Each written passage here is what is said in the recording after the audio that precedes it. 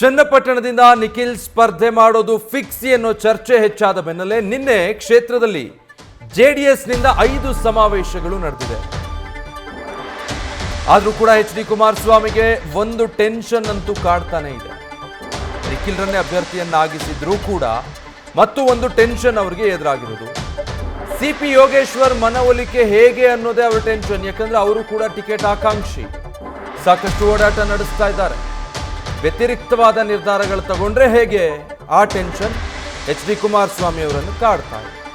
ಚನ್ನಪಟ್ಟಣದಲ್ಲಿ ಸಿ.ಪಿ.ವೈಗೂ ಕೂಡ vote bank ಇರೋದ್ರಿಂದ ಅದೇನಾದರೂ ಕೈ ತಪ್ಪಿದ್ರೆ ಮೈತ್ರಿಪಾಲ ಆಗಲಿಲ್ಲ, ಸಿ.ಪಿ.ವೈ ಬೇರೆ ರೀತಿಯಾದಂಥ ನಿರ್ಧಾರಗಳೇನಾದರೂ ತಗೊಳ್ತಾರೆ ಅಂತಂದರೆ ಆಗ ಚುನಾವಣೆ ಬಗ್ಗೆ ಯೋಚನೆ ಮಾಡಬೇಕಾಗುತ್ತೆ, ಸ್ವಲ್ಪ ಗಂಭೀರವಾಗಿಯೇ.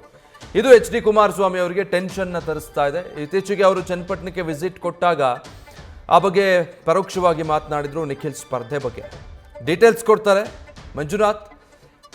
ಈಗ ನಿಖಿಲ್ ಸ್ಪರ್ಧೆನೇ ಖಚಿತ ಅಂದ್ಕೊಂಡ್ರು, ಯೋಗೇಶ್ವರ ನಡೆ ಟೆನ್ಷನ್ ಇದ್ದೇ ಇದೆ ಅಲ್ವಾ ಆ ಬಗ್ಗೆ ಕುಮಾರಸ್ವಾಮಿ ಅವರಿಗೆ? ಖಂಡಿತವಾಗೂ ವಿಜಯ್, ಏನು ಚನ್ನಪಟ್ಟಣ ಉಪಚುನಾವಣೆ ಸಾಕಷ್ಟು ಚರ್ಚೆ ಆಗ್ತದೆ. ಒಂದ್ ಕಡೆ ಜೆಡಿಎಸ್ ಮತ್ತೆ ಬಿಜೆಪಿ ನಡುವೆ ಟಿಕೆಟ್ ವಿಚಾರವಾಗಿ ಒಂದಷ್ಟು ಗದ್ದಗಾಟ ನಡೀತು. ಕೊನೆಗೆ ಏನು ರಾಧಾ ಮೋಹನ್ ದಾಸ್ ಅವರನ್ನ ಭೇಟಿ ಮಾಡಿದ ಬಳಿಕ ಒಂದು ಜೆಡಿಎಸ್ಗೆ ಎಲ್ಲ ಒಂದ್ ಕಡೆ ಭರವಸೆಯನ್ನ ರಾಧಾ ಮೋಹನ್ ದಾಸ್ ಅವರು ಕೊಟ್ಟಿರುವಂತದ್ದು. ಹೀಗಾಗಿ ದಳಪತಿಗಳು ನಿನ್ನೆ ಏನು ಚನ್ನಪಟ್ಟಣ ಕ್ಷೇತ್ರದಲ್ಲಿ ಒಂದು ಬಿರುಸಿನ ಒಂದು ಸಮಾವೇಶಗಳನ್ನು ಮಾಡುವ ಮುಖಾಂತರ ಚುನಾವಣೆಗೆ ನಾವು ಕೂಡ ರೆಡಿ ಅನ್ನೋ ಒಂದು ಸಂದೇಶವನ್ನ ಕೊಟ್ಟಿದ್ರು ಕೂಡ ಎಲ್ಲ ಒಂದ್ ಕಡೆ ಜೆಡಿಎಸ್ ನಾಯಕರಿಗೆ ಒಂದಷ್ಟು ಟೆನ್ಷನ್ ಇರುವಂತದ್ದು. ಪ್ರಮುಖವಾಗಿ ಟಿಕೆಟ್ ಆಕಾಂಕ್ಷಿ ಆಗಿದ್ದಂತ ಸಿ.ಪಿ. ಯೋಗೇಶ್ವರ್ ಅವರಿಗೆ ಟಿಕೆಟ್ ಮಿಸ್ ಆಗುವಂತದ್ದು. ಹಾಗಾಗಿ ಅವರ ನಡೆ ಏನಿದೆ ಅದು ಸಾಕಷ್ಟು ಕುತೂಹಲ ಕೆಳಿಸಿರುವಂತದ್ದು.